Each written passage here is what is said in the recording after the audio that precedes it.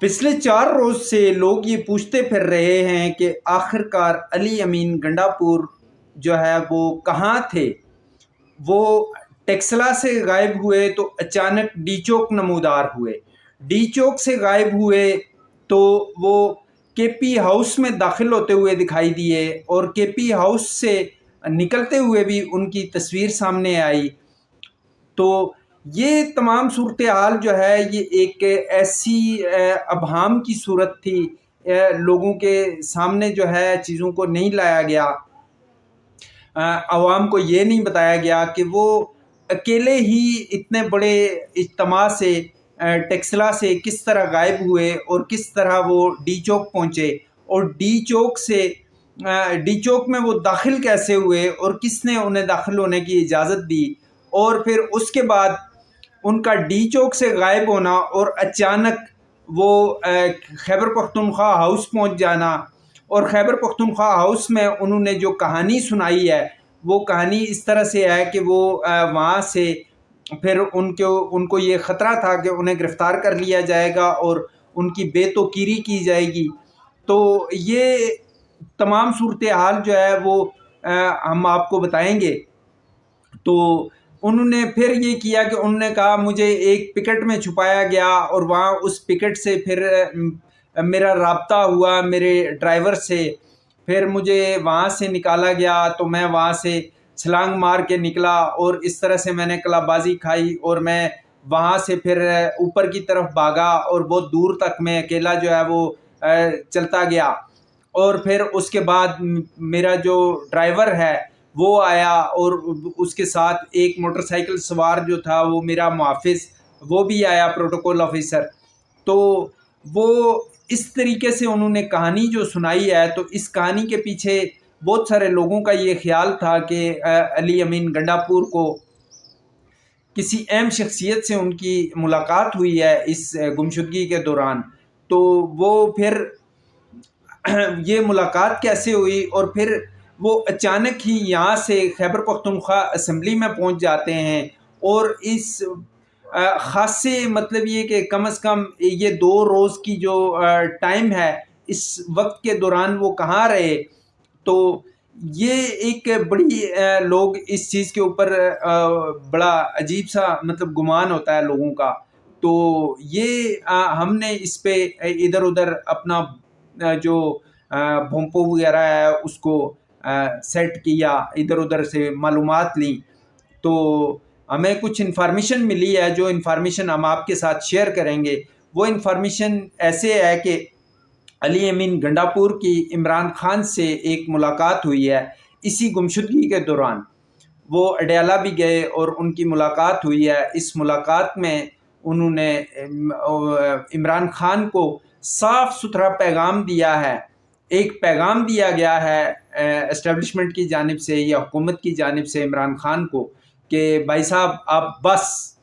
یہاں پہ bus stop, فل stop لگ گیا ہے، اس کے بعد کسی قسم کی کوئی ٹالرنس نہیں ہے،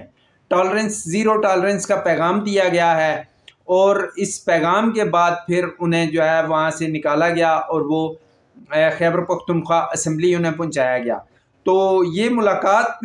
کیوں کرائی گئی، اور اس حوالے سے ایک دو ذرائع سے جب رابطہ ہوا تو انہوں نے بالکل یہ پیغام دیا ہے۔ ہمیں جو جن ذرائع سے ہمارا رابطہ ہوا ہے ان کا یہ کہنا تھا کہ یہ مکمل طور پہ ایک دو ٹوک پیغام ہے کہ اب کسی قسم کی کوئی رعایت نہیں برتی جائے گی، اور اس سلسلے میں ایک ٹوکن رسید بھی ان کو پہنچائی گئی ہے عمران خان کو،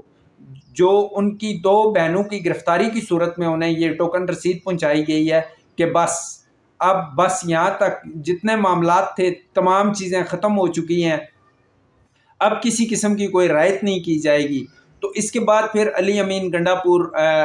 واپس جاتے ہیں، انہوں نے ایک لمبی چوڑی تقریر کی۔ اس تقریر کے بعد پی ٹی آئی کے اندر ویسے ہی پھوٹ پڑ چکی تھی کہ وہ کچھ لوگ کہہ رہے تھے جی یہ اسٹیبلشمنٹ کا آدمی ہے، یہ عمران خان کے ساتھ مخلص نہیں ہے، اس کا کسی قسم کا کوئی اخلاص نہیں ہے۔ تو ایک تو یہ بڑی اہمیت کی حامل خبر تھی جو ہم نے سمجھا کہ آپ کے گوش گزار کریں۔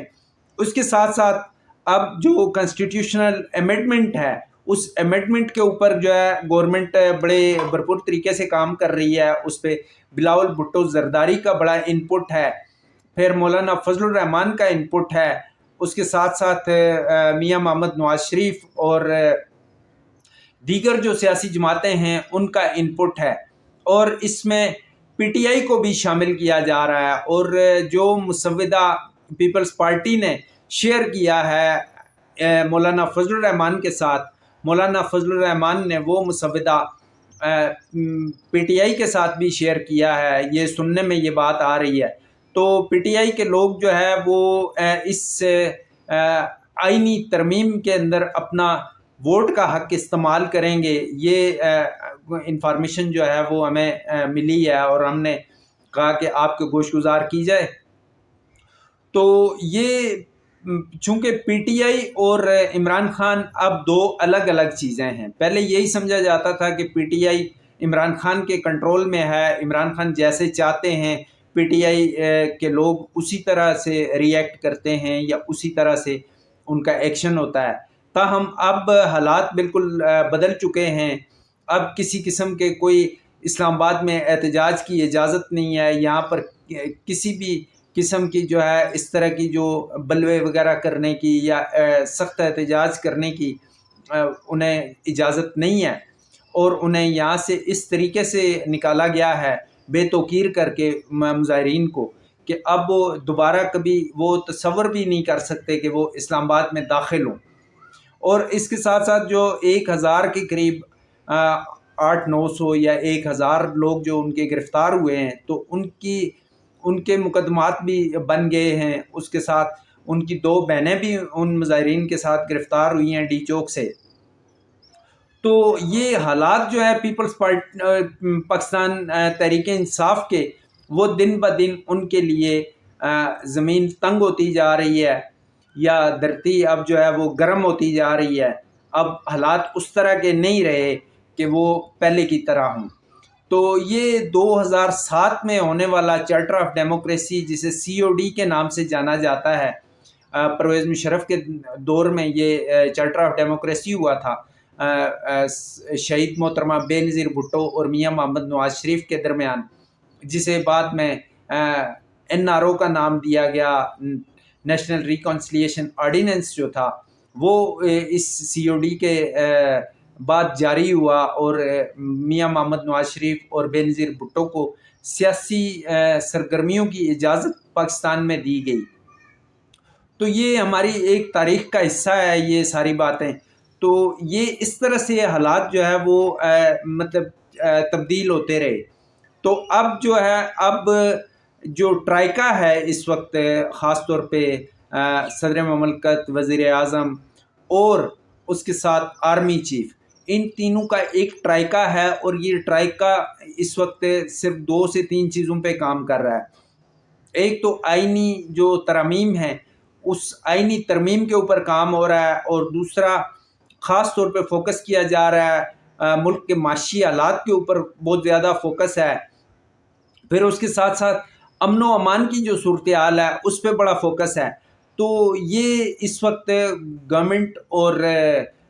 जो आपकी एस्टेब्लिशमेंट है वो एक पेज पर हैं, यूँ कि कहा जा सकता है कि वो एक पेज पर हैं। और अब इमरान खान या दीगर कोई भी जो लोग एहतजाजी हैं या इस वक्त जो बलवे करना चाहते हैं, जो इस जो SCO कॉन्फ्रेंस है उसको जो सबोटाज करने की कोशिशें हो रही हैं, तो इसके ख़िलाफ़ जो भी लोग निकलेंगे उन्हें बड़ा सख्ती से ये पैगाम दिया गया है कि वो किसी भी सूरत उन्हें इस्लामाबाद में दाखिल नहीं होने दिया जाएगा। सिक्योरिटी के इंतज़ामात इंतहाई सख्त हैं, होटलों की चेकिंग शुरू है। फिर उसके साथ साथ जो कुछ तकरीबन 125-150 के करीब गैर मुल्की जो अफ़गानी यहाँ से पकड़े गए हैं उनके पैगामात भी एक रोज़ कबल जारी किए गए हैं। तो इससे ये साबित होता है कि इमरान खान के लिए अब ज़ीरो टॉलरेंस है। तो इस वक्त तक की जो हमारे पास मालूमात थी हमने समझा कि वो आपसे शेयर की जाएँ, तो फ़िल वक्त इतना ही।